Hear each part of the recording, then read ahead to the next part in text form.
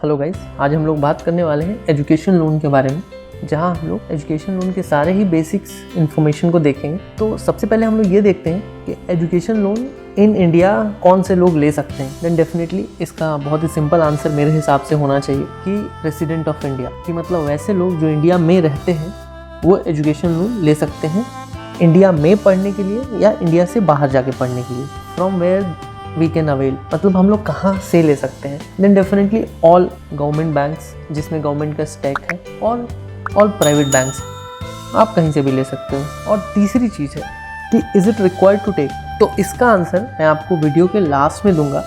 सारे इन्फॉर्मेशन को देखने के बाद हम लोग ये देखेंगे कि क्या एजुकेशन लोन को लेना वर्थ है, क्या हम लोगों को लेना चाहिए एक्चुअली में। तो ये हम लोग सारे ही इन्फॉर्मेशन को देखने के बाद एट लास्ट एक कंक्लूजन पे पहुंचेंगे कि क्या हम लोगों को एजुकेशन लोन लेना चाहिए या नहीं लेना चाहिए, एजुकेशन लोन लेना बेनिफिशियल होगा भी या नहीं। सो हम लोग चलते हैं नेक्स्ट स्लाइड में। सो रीपेमेंट पीरियड, तो अभी एजुकेशन लोन का जो रीपेमेंट पीरियड है वो 15 years after the commencement of repayment. तो ये कमेंसमेंट ऑफ रीपेमेंट क्या होता है कि एक एग्जाम्पल, आपने 4 ईयर्स के लिए बीटेक की पढ़ाई करी है, उसके बाद आपको एक 1 ईयर का कूलिंग पीरियड मिलता है, हॉलीडे पीरियड आप कह लो उसको, तो 5 साल, और 5 साल के बाद नेक्स्ट 15 ईयर्स में आपको एक लोन जो है वो क्लोज कर देना है। So total term 20 years. So based on different courses, कि अगर कोई BCA कर रहा है देन BCA प्लस 1 साल का कूलिंग पीरियड 4 साल, क्योंकि BCA 3 साल का होता है, एक कूलिंग पीरियड 1 साल 4 साल, और नेक्स्ट 15 ईयर्स तो 19 ईयर्स। तो ऐसे करके आप कैलकुलेट कर लेंगे। नेक्स्ट आप देख सकते हैं कि repayment will commence 1 year after completion of course. So मैंने बताया था कि 1 ईयर का आपको एक कूलिंग पीरियड मिलता है। देन अगेन जो 12 मंथ्स का है वो हॉलीडे है, दैट इज़ द सेम। और नेक्स्ट जो यहाँ एक केस है कि अगर आप हायर स्टडीज़ के लिए जा रहे हो, फॉर एग्जांपल आपने BCA के लिए लोन लिया था और अभी आप MCA करना चाहते हो, तो इसमें फिर क्या होगा कि आपको एक और लोन लेना पड़ेगा डेफिनेटली। तो आप एक और लोन लेंगे और आपको जो लोन है उसको 15 ईयर्स में पे करना है। कब? अपने सेकंड कोर्स के बाद, कि आपने पहले BCA किया 3 साल, फिर आपने MCA किया 2 साल, 5 साल, फिर 1 साल का आपका कूलिंग पीरियड होगा 6 साल, और फिर नेक्स्ट 15 ईयर्स, सो 21 ईयर। तो ऐसे करके कैलकुलेट करना है। सो अभी आई होप आपको रीपेमेंट क्लियर हो गया होगा। नेक्स्ट हम लोग चलते हैं प्रोसेसिंग फ़ी पे। तो अप टू 20 लाख्स जो प्रोसेसिंग फ़ी है वो नील है, और अबव 20 लाख्स जो प्रोसेसिंग फ़ी है वो 10,000 प्लस टैक्सेस है। लेकिन अभी के लिए मैं आपको बता दूं कि स्टेट बैंक ऑफ इंडिया में नील प्रोसेसिंग फ़ी वाला स्कीम चल रहा है। तो इन दैट केस ये अभी के लिए फॉर प्रेजेंट सिनेरियो ये नील होगा, लेकिन इन जनरल और अदर बैंक्स के साथ यही वाला जो है वो क्राइटेरिया फॉलो होगा। Next security. अभी सिक्योरिटी क्या होता है कि आप कोई भी लोन लेते हो तो उसके अगेंस्ट में आप क्या दे रहे हो बैंक को या किसी भी फाइनेंशियल इंस्टीट्यूशन को। सो अप टू 7.5 लाख्स, कि अगर आप कोई लोन जो ले रहे हो वो 7.5 से कम का ले रहे हो, तो उसमें जो पेरेंट्स हैं आपके या जो गार्डियन होते हैं वो को बोरोवर की तरह होंगे, और इसमें कोई भी कोलेट्रल या थर्ड पार्टी गारंटी की ज़रूरत नहीं होती है। कोलेट्रल मतलब घर का पेपर, ज़मीन का पेपर, ऐसी कोई भी चीज़। और थर्ड पार्टी गारंटी मतलब कि अगर आपके पास कोई घर या ज़मीन नहीं है, देन आपके कोई रिश्तेदार या फिर आपके कोई फैमिली फ्रेंड या दूर के रिश्तेदार कोई भी अपना प्रॉपर्टी का पेपर बैंक को जमा करते हैं, तो वो थर्ड पार्टी होंगे। तो आई होप वो क्लियर हो गया होगा। देन अबव 7.5 लाख्स, कि जब हम लोग अबव 7.5 में जाते हैं तो वहाँ पे तो पेरेंट्स या गार्डियन जो होंगे वो को बोरोवर तो होंगे ही, और साथ में आपको एक प्रॉपर्टी बैंक को देनी पड़ेगी, मॉर्टगेज करनी पड़ेगी बैंक के पास, जिसका वैल्यू उस लोन अमाउंट के इक्वल या उससे ज़्यादा होना चाहिए। अभी हम लोग मार्जिन की बात करते हैं कि मार्जिन क्या होता है। तो अप टू 4 लाख्स, अगर आप 4 लाख का लोन ले रहे हो तो इसमें आपको कोई भी मार्जिन लाने की ज़रूरत नहीं है। अगर आप अबव 4 लाख्स का लोन ले रहे हो और इंडिया में पढ़ाई करते हो, इन दैट केस आपको 5% का मार्जिन लाना पड़ेगा। मतलब कि अगर हम लोग एक एग्जांपल बात करें तो अगर 4 लाख्स एंड अबव, मतलब हम लोग अगर एक 10 लाख्स का लोन ले रहे हैं, कोर्स जो पूरा है वो 10 लाख्स का है, तो इसमें 5% आपको कंट्रीब्यूट करना पड़ेगा, जो होगा 50,000, और जो 9,50,000 है वो बैंक आपको फाइनेंस करेगी। और इन द सेम सिनेरियो अगर आप अब्रॉड मतलब इंडिया के बाहर जाके पढ़ाई कर रहे हो, इन दैट केस अगर 10 लाख का पूरा कोर्स है तो उसमें 15% मतलब 1.5 लाख रुपए आपको घर से लगाना पड़ेगा और 8.5 लाख रुपए का आपको फाइनेंस मिलेगा। तो आई होप कि ये मार्जिन वाला कॉन्सेप्ट आपका क्लियर हो गया होगा। नाउ हम लोग बात करते हैं EMI जनरेशन कि जो EMI है वो कैसे जनरेट होता है, मतलब EMI का कैलकुलेशन क्या है। तो अगर आप बीटेक कर रहे हो, आपने बीटेक किया 4 साल, 1 साल आपने कूलिंग पीरियड भी लिया और इन सारे ही पीरियड्स में आपने एक भी रुपए जमा नहीं करे हैं, इट मीन्स क्या होगा कि आपका इंटरेस्ट अमाउंट जो 5 साल का है वो, और जो प्रिंसिपल है, तो प्रिंसिपल जो है वो, अगर एक एग्जांपल कि आपने 5 लाख का लोन लिया है तो वो 5 लाख, और वो 5 इयर्स तक उस पर इंटरेस्ट भी आया है जितना भी अमाउंट आपका डिस्पर्स हुआ है अकॉर्डिंग टू दैट, तो एक एग्जांपल कि वो 2 लाख हो जाता है। तो जब आपका EMI बनेगा आफ्टर 5 ईयर तो उस पर ये कंसिडर किया जाएगा कि आपका जो लोन है वो 5 years principal, 5 lakh principal plus 2 lakh interest, तो 7 लाख की, मतलब आपने जो लोन लिया था वो 7 लाख का लिया था, अभी 7 लाख का नेक्स्ट 15 इयर्स में आपको चुकाना है, तो उसके लिए क्या EMI बनेगा। तो आई होप कि ये क्लियर हो गया होगा आपको। नेक्स्ट कि कई बार क्या होता है कि जैसे किसी ने लोन लिया, अभी वो बीटेक कर रहे हैं, तो उनका जो लोन है वो पार्ट डिसबर्समेंट होगा हर साल, एक first year, second year, third year, fourth year. तो उसमें क्या है कि उनके जो गार्डियन हैं, उनके जो पेरेंट्स हैं, वो इंटरेस्ट पे करते रहते हैं हर साल। तो उन्होंने कूलिंग पीरियड भी लिया, उसमें भी उन्होंने इंटरेस्ट पे कर दिया। तो जब 4 इयर्स का बीटेक, 1 साल का कूलिंग पीरियड 5 इयर्स, और 5 इयर्स के बाद जब वो अपना रीपेमेंट सेट करवाते हैं, मतलब EMI सेट करवाते हैं, तो वो जो उनका 5 लाख का लोन अमाउंट था, सिर्फ 5 लाख को 15 इयर्स में अगर चुकाना है तो उस पर क्या EMI आना चाहिए, सिर्फ वही आएगा। तो आई होप आपको ये क्लियर हो गया होगा। अभी हम लोग चलते हैं कि courses covered studies in India, कि अभी हम लोग देखते हैं कि कोई भी स्टूडेंट अगर एजुकेशन लोन लेना चाहता है तो वो किन एक कोर्सेज के लिए ले सकता है। तो आप देख सकते हो ग्रेजुएशन के लिए, post graduation including regular technical and professional degrees, मतलब इंजीनियरिंग, MBA, और डिप्लोमा कोर्सेज, उनके लिए भी आप ले सकते हो। साथ ही टीचर ट्रेनिंग आपको पता है अभी के समय में बहुत ही एक ट्रेंडिंग कोर्स है ये, उसके लिए भी ले सकते हैं, और नर्सिंग कोर्सेज के लिए भी। Third thing, regular degree diploma like aeronautical, pilot training, shipping, तो इन सब के लिए ही ले सकते हैं। Then the job oriented professional, technical graduation degree, post graduation degree, diploma courses like MCA, MBA, MS, even जो MS करने के लिए लोग अब्रॉड जाते हैं, उसके लिए भी बैंक से लोग लोन ले सकते हैं। इसी में एक और एडिशन है कि अगर कोई बंदा कोई भी ग्रेजुएशन, पोस्ट ग्रेजुएशन और इक्विवेलेंट टू दिस कोई और कोर्स में इनरोल्ड है, तो उनको अपने कोर्सेज के हिसाब से ये चेक करना है कि वो जिस भी इंस्टीट्यूट में जा रहे हैं उस इंस्टीट्यूट का अप्रूवल है या नहीं। जैसे कि अगर कोई बंदा MBA करने जा रहा है, देन उस स्टूडेंट को ये कंफर्म करना है कि उनकी यूनिवर्सिटी या उनका कॉलेज UGC अप्रूव्ड है कि नहीं। कोई इंजीनियरिंग करने जा रहे हैं स्टूडेंट, तो उनको ये देखना है कि AICTE अप्रूव्ड है कि नहीं। अगर कोई मेडिकल कोर्स करने जा रहे हैं, देन उनको IMC अप्रूवल है या नहीं। तो ये सारी चीज़ें उनको चेक करनी है। देन अगेन अगर हम लोग टीचर ट्रेनिंग की बात करें, तो टीचर ट्रेनिंग या नर्सिंग कोर्सेज, तो इसमें ये देखना है कि उस कॉलेज के पास सेंट्रल गवर्नमेंट या स्टेट गवर्नमेंट, इन दोनों में से किसी का भी अप्रूवल है या नहीं।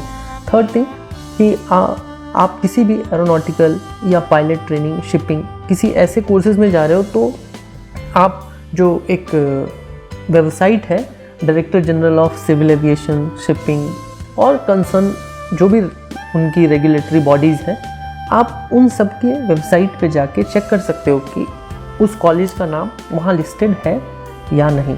देन फोर्थ कि जॉब ओरिएंटेड कोर्सेज, तो ये मोस्टली जो है कि अब्रॉड बेस्ड कोर्सेज हैं, तो वो सारी चीज़ें आपको चेक कर लेनी है।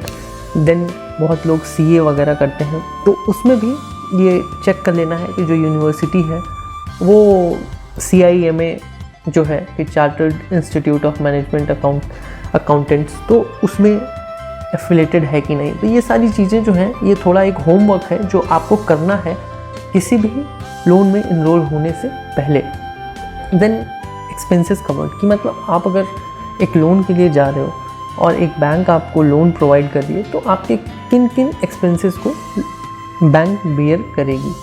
सो the first thing, fee payable to college, school, hostel. So this is fair enough, कि मतलब जो भी आपका ट्यूशन फ़ी होगा कॉलेज का वो पे कर देगी बैंक। द सेकेंड थिंग, आपका एग्जामिनेशन फ़ी, लाइब्रेरी फ़ी, लेबोरेटरी फ़ी, ये सारे बहुत सारे कॉलेजेस में ये सब अलग अलग होता है, इसका भी बैंक कवर करती है। Then purchase of books, equipment, instrument, uniforms, मतलब कि इवन कि जो यूनिफॉर्म्स हैं वहाँ तक का भी बैंक फिनेंस करती है। देन कुछ एक डिपॉजिट मनी होता है जो रिफंडेबल होता है, वो भी बैंक आपका फिनेंस कर देगी। Travel expenses for those students कि जो अब्रॉड जा रहे हैं, क्योंकि वीज़ा, पासपोर्ट, इन सारी चीज़ों में एक अच्छा अमाउंट खर्च हो जाता है, स्पेशली इन वीज़ा, तो कई बार लोग अफोर्ड नहीं कर पाते हैं। देन बैंक वो भी बेयर करती है। And cost of a two wheeler up to 50,000, कि आप बाइक चाहे जितने की भी ले लो, लेकिन 50,000 जो है वो बैंक आपको फिनेंस कर सकती है। और ये जो सारी चीज़ें हैं वो ऐसे नहीं है कि अलग अलग आएंगी, ये सारा ही अमाउंट आपको अपने कॉलेज के लेटर हेड पे लेके आना पड़ेगा, जिसमें एक टोटल डिस्क्रिप्शन होगा, जिससे ये समझ में आएगा कि आपका जो टोटल एजुकेशन कॉस्ट है वो कितना आ रहा है, 8 लाख, 10 लाख, उसमें ये सब कुछ इंक्लूसिव होना चाहिए।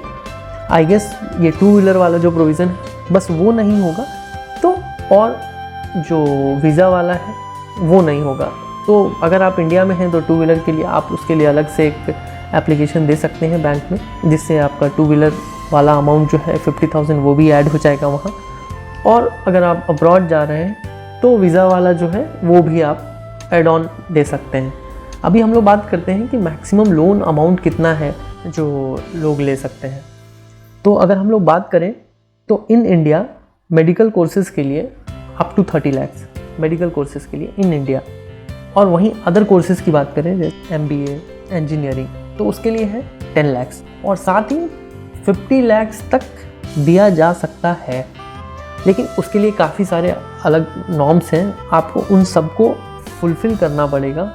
आफ्टर दैट ओनली आपको कोई भी बैंक जो है वो 50 लाख तक का लोन देगी। लेकिन इन जनरल इंडिया में other courses other than medical के लिए 10 लाख और मेडिकल के लिए 30 लाख। और वहीं पे अगर कोई स्टूडेंट अब्रॉड पढ़ने जा रहा है then State Bank of India has one very good scheme जिसका नाम है ग्लोबल एडवांटेज। इसमें आपको 1.5 करोड़ तक का लोन मिलता है, that is the maximum ceiling. तो हम लोग इसको एक सेपरेट वीडियो में कवर करेंगे, but this is for your information for time being. अभी हम लोग बात करें कि चेकलिस्ट ऑफ डॉक्यूमेंट्स, कि आप कभी भी बैंक को अप्रोच कर रहे हो देन क्या क्या बेसिक डॉक्यूमेंट्स आपके पास होने चाहिए। सो फर्स्ट थिंग, आपके पास आपका 10th, 12th और ग्रेजुएशन का मार्कशीट होना चाहिए, और साथ ही एंट्रेंस एग्ज़ाम रिज़ल्ट, कि आपने कौन से एंट्रेंस एग्ज़ाम में अपीयर होने के बाद आपको ये कॉलेज अलॉट हुआ है। Second thing, proof of admission to course, कि मतलब आपका एडमिशन वहाँ हो गया है, तो उसके लिए एक जो मीगर अमाउंट होता है वो अमाउंट पे करके आपका ये कंफर्म हो जाता है। तो डेफिनेटली आप वो भी बैंक को प्रेजेंट कर सकते हो, जहाँ यहाँ लिखा भी है offer letter, admission letter. The third thing, schedule of expenses for course, कि मतलब मैंने जो बताया था कि लेटर हेड पे पूरा ही एक्सपेंसेस वहाँ पे डिस्क्राइब्ड होना चाहिए कि इन व्हाट ऑल कैटेगरीज जो पैसे हैं वो लगने वाले हैं। देन नेक्स्ट थिंग कि कॉपीज ऑफ लेटर स्कॉलरशिप, तो ये भी आप सबमिट कर लेंगे। Then next gap certificate. Gap certificate उन स्टूडेंट्स के लिए है कि जिन्होंने अपना जो 12th है, मैं बात कर रहा हूँ कि अगर कोई स्टूडेंट इंजीनियरिंग या मेडिकल में जा रहे हैं देन डेफिनेटली उनका कई बार गैप हो जाता है, जहाँ उन्होंने जो अपना +2 है वो 2019 में किया होगा, देन उन्होंने 1 और 2 ईयर्स का प्रिपरेशन किया होगा और देन वो अभी इनरोल होने वाले होंगे। देन इन दैट केस उनको एक गैप सर्टिफिकेट जो कि सेल्फ डिक्लेयर्ड होगा तो वो उनको खुद ही से हैंड रिटन लेटर की तरह लिख के नीचे साइन कर देना है। एक वाजिब सा रीज़न देना है उनको, ऑथेंटिक रीज़न कि स्टडीज़ पर्पस और कुछ भी जो वो देना चाहते हैं, जो एक वैलिड रीज़न उनको समझ में आता है। बेसिकली जो वैलिड रीज़न है वो है प्रिपरेशन। आप ये डाल के दे सकते हो, ये वेरी मच वैलिड है। तो इसके साथ आप सेल्फ डिक्लेयर्ड गैप सर्टिफिकेट भी दे सकते हो। Then passport size photograph of student, parents, co borrower और गारंटर। इन दैट केस मैंने आपको बताया था कि गारंटर की ज़रूरत तब आएगी जब आपके पास कोलेट्रल नहीं है। देन आपके कोई रिलेटिव या डिस्टेंट फ्रेंड, कोई ऐसे लोग अपना कोलेट्रल मतलब अपने घर का, ज़मीन का पेपर अगर बैंक को दे रहे हैं, देन उनकी भी फोटोग्राफ एंड आईडीज़ की ज़रूरत पड़ेगी। Then assets and liability statement of co applicant and guarantor. कब? जब भी लोन 7.5 लाख से अबव ऊपर हो। और एक और मेरा एडवाइस होगा कि आप कभी भी लोन के लिए जा रहे हो, उससे पहले आपको अपना सिबिल चेक कर लेना है। आपको अपना और अपने को एप्लीकेंट्स का, को एप्लीकेंट्स मीन्स अपने पेरेंट्स का, और जो भी गार्डियन वहाँ पे लोन में आपके साथ इनरोल होने वाले हैं उन सब का। मैं अपने आई बटन में और डिस्क्रिप्शन में दोनों ही जगह हाउ टू चेक सिबिल वाला लिंक दे रहा हूँ। आप इस वीडियो को कंप्लीट करने के बाद वहाँ से जाके एक एक करके सबका सिबिल चेक कर सकते हैं, क्योंकि बैंक में ये एजुकेशन लोन के लिए सिबिल स्कोर का कोई भी क्राइटेरिया नहीं होता है। लेकिन अगर सिबिल में कोई डिफ़ॉल्ट है तो bank has all the rights to object. तो आपको इन चीज़ों को लेके आप फाइट कर सकते हो कि कहीं भी सिबिल का कोई क्राइटेरिया नहीं है। लेकिन अगर सिबिल में कोई छोटी मोटी परेशानी है, छोटा मोटा एरर है, देन डेफिनेटली आप उसको ठीक करवा सकते हो। उसके लिए आपके पास कुशन टाइम होगा। लेकिन अगर आपने एक बार पेपर सबमिट कर दिया, उसके बाद अगर बैंक वाले डिक्लाइन कर दे रहे हैं बाय सेइंग कि आपके सिबिल में कोई इशू है या आपके पेरेंट्स के सिबिल में कोई इशू है, तो वहाँ पे फिर जो मैटर है वो थोड़ा कॉम्प्लेक्स हो जाता है। ऐसा नहीं है कि लोन नहीं मिलेगा, लेकिन मैटर कॉम्प्लेक्स हो जाता है और एक मेंटल आइगनिंग की बात होती है। तो हम लोगों को सफ़र नहीं करना है। फॉर दैट आपको पहले ही अपना सिबिल चेक कर लेना है। Then few more checklist are there. अगर आपके जो पेरेंट्स हैं वो सैलरीड हैं, then latest salary slip and form 16 उनको सबमिट कर देना है। और अगर आपके पेरेंट्स सैलरीड, नॉन सैलरीड है, तो उनको अपना बिजनेस एड्रेस प्रूफ देना है एंड लेटेस्ट आईटी रिटर्न देना है। आईटी रिटर्न जो है वो तो कंपलसरी है, और बिजनेस एड्रेस वगैरह जो है वो सिर्फ तभी देना है जब लोन अमाउंट जो है वो 7.5 से अबव है, जहाँ पे थर्ड पार्टी गारंटी की ज़रूरत है। Then bank account with 6 month with the statement of last 6 month, कि मतलब आपको अपने पेरेंट्स का अकाउंट और अपना भी अकाउंट, दोनों ही अकाउंट्स का प्रूफ, मतलब वो पासबुक का फर्स्ट पेज होता है, आप उसका ज़ेरॉक्स दे सकते हो या फिर स्टेटमेंट दे सकते हो। अगर अभी तक आपने अकाउंट ओपन नहीं किया है, तो हम लोगों ने ये सिखाया है कि स्टेट बैंक ऑफ इंडिया में ज़ीरो बैलेंस पे अकाउंट कैसे ओपन हो सकता है। इसका भी लिंक मैं आपको डिस्क्रिप्शन और आई बटन दोनों ही जगह दे दूँगा। आप इस वीडियो के बाद उसको भी फॉलो करके अपना अकाउंट ओपन कर सकते हो, क्योंकि अगर आप स्टेट बैंक ऑफ इंडिया से लोन लेना चाहते हो, इन दैट केस डेफिनेटली आपका अकाउंट वहाँ होना चाहिए। सो आई होप तब इसकी ज़रूरत पड़ सकती है। अगर आप दूसरे बैंक से लेना चाहते हो तब आप इस लिंक को इग्नोर कर सकते हो। Copy of sale deed and other documents, ये इसकी ज़रूरत तब है जब आपका लोन जो है वो 7.5 लाख से ऊपर है। नेक्स्ट, जो पैन कार्ड है स्टूडेंट का, पेरेंट्स का, और गारंटर अगर होते हैं, इन दैट केस गारंटर की ज़रूरत 7.5 लाख से ऊपर वाले लोन में सिर्फ और सिर्फ तभी होगी जब पेरेंट्स के पास कोई कोलेट्रल नहीं है जो वो बैंक को दे पाएँ। अगर पेरेंट्स के पास एक घर है जिसको वो बैंक को कोलेट्रल की तरह दे सकते हैं, देन थर्ड पार्टी गारंटर की ज़रूरत नहीं है। जो पेरेंट्स हैं वही गारंटर हो जाएंगे, तो यहाँ कोई थर्ड पर्सन नहीं आएगा। Then Aadhaar card, again Aadhaar card of all the student, parents, सबके लिए।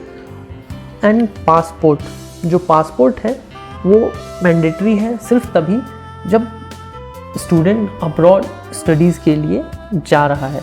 और साथ ही आप मैं आपको ये बता दूं कि ऑफिशियली वैलिड डॉक्यूमेंट्स भी होते हैं कि जहाँ पे अगर आपके पास आधार कार्ड नहीं है, इन दैट केस आप पासपोर्ट की कॉपी दे सकते हो, ड्राइविंग लाइसेंस की कॉपी दे सकते हो। अगर आधार कार्ड नहीं है देन इसको तो स्किप करेंगे।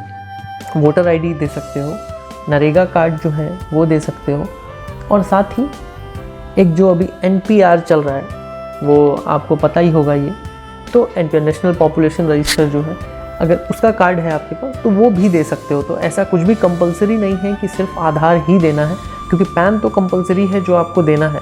अदर देन पैन आपको आधार कार्ड या कोई भी other documents with current address वो देना है। अगर आपके पास परमानेंट एड्रेस जो आपका है वो कहीं और का है और आप लोन जो है वो करंट एड्रेस के हिसाब से अप्लाई कर रहे हो, इन दैट केस आपको latest electricity bill, telephone bill ये भी सबमिट करना पड़ेगा आपके पेरेंट्स का, जिससे कि ये आपके लिए कन्वीनियंट हो जाता है और आप काफ़ी आसानी से लोन को प्रोसेस कर पाएंगे।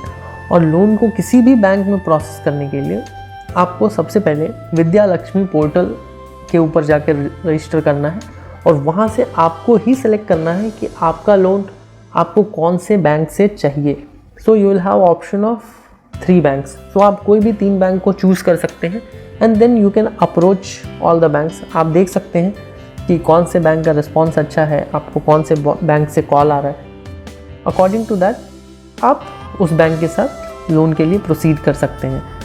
और साथ ही हम लोगों ने शुरू में कहा था कि एट लास्ट हम लोग एक कॉन्क्लूसिव बात करेंगे कि क्या एजुकेशन लोन लेना सही है। तो विथ ऑल दीज इंफॉर्मेशन मैं आपको यही कहूँगा कि एजुकेशन लोन आप सिर्फ तभी लें जब आपको इसकी सच में नीड है।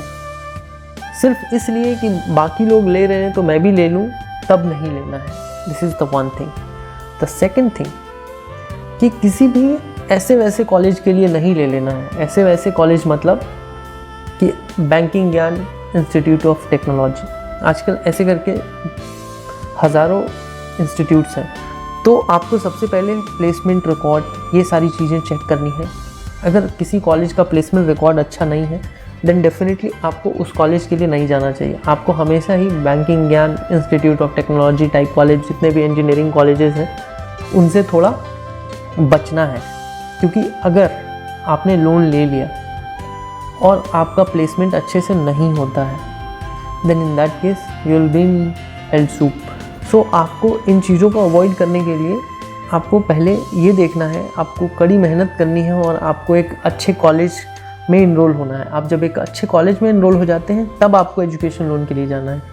क्योंकि आजकल AICTE approval for engineering college सारे ही कॉलेजेस के पास है, तो लोन तो आपको आसानी से मिल जाएगा किसी भी कॉलेज के लिए। लेकिन किसी भी कॉलेज में जाने के लिए एजुकेशन लोन लेना बहुत नहीं है। आपको एजुकेशन लोन तभी लेना है जब आप एक बहुत अच्छे कॉलेज में जा रहे हो।